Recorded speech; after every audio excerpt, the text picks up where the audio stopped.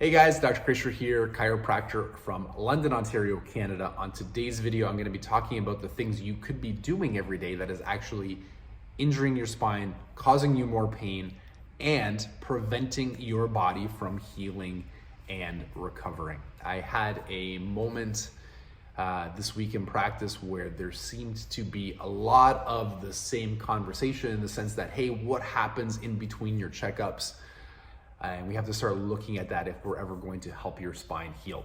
But before we get to the I don't even know what you call them, I wrote them down, but before we get to the 5 things that you could be doing every day that is actually injuring your spine, number 1, I'm going to be talking about them briefly. If you need more detail, just comment below. I can send you the video. They all have separate videos that I shot for them. And number 2, please like, share, and subscribe.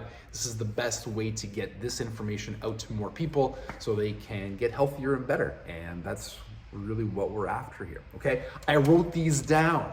I wrote them down. I got a memory like Swiss cheese, so I had to write them down.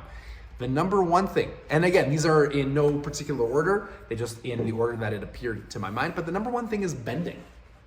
Your spine does not like to bend. Your spine likes to remain neutral. And the amount of times that we bend during the day, it's crazy. So something like, let me grab my trusty thing, but something like picking it up. You know, when we go to pick things up, we do this.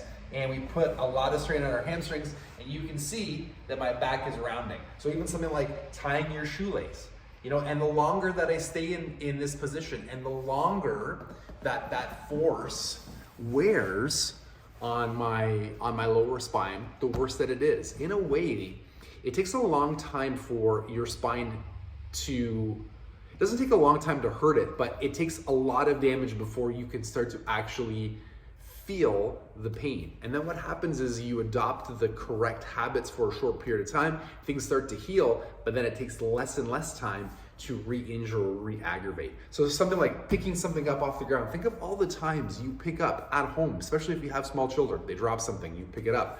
You go into the bottom cupboard to grab something, you bend over, you pick it up. You tie up your shoelaces, you pick it up. We do that thousands of times a day. So that's number 1. We don't want to bend and it's gonna seem so weird and so stupid, and I apologize that it seems that way, but let me just pull up my pants here. But if you're going to pick something up, the correct way is like this, to squat or to, you know, to engage this and keeping your spine in this position here nice and straight. Number 2, and this is on top of bending, is bending and twisting. So now you're trying to get something in an awkward position. So what you're doing is you're not just bending over, but you're bending over and then you're twisting your back. And now we're coupling that motion with some twisting motion, which makes things even worse. The worst possible thing that you can do with your spine is load your spine up, bend it, and twist it.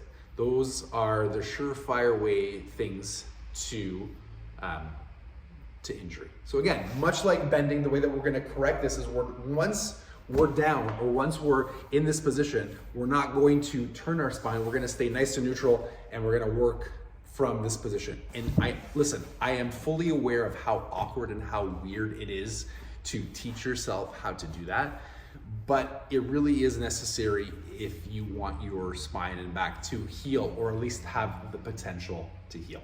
Number 3 is the sharp forward flexion get up. And we see this in the practice from people getting up off the table who lack spinal mobility. You know, the proper way to get up is to turn to your side, keep your spine neutral, and then to get up. But a lot of what we see is the leg kicks and, you know, the snap ups or the hands. And again, what we're doing is we're rapidly putting our spine into that flexion, and that creates a tremendous amount of pressure on our spine. So that's number 3. The way that we want to do it is just turn to our side. Number 4 is standing in line. So I'm going to raise this up a little bit to show you my hips.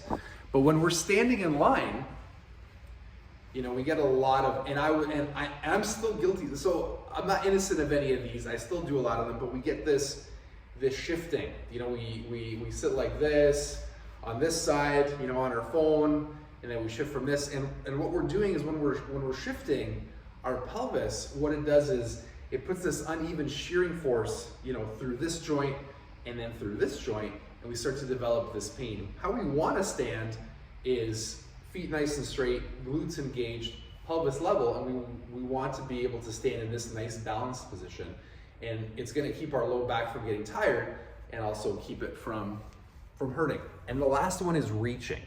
So something, you know, we had a snowstorm here and I'm driving by people and all I see is people, you know, on their feet, you know, extending really, really far. So they're creating this long lever, and the base of this lever is right here. So that's creating a tremendous amount of force and strain on my low back. And then we add something heavy, whether, you know, we're trying to lift the snow or we're trying to get something from the top shelf, and then we feel something snap. You know, so again, what you want to do is you want to keep everything, especially heavy things. You want to keep them close to your body. The closer something heavy stays to here, the more you can use your strength to lift it instead of using your lower back. I hope you found that helpful. If there's something that I didn't complain, I was just getting ahead of myself. If there's something that I didn't explain clearly, which my wife tells me happens all the time with me, comment below. I'd love to help if I can. Have a great day, and we'll talk to you soon.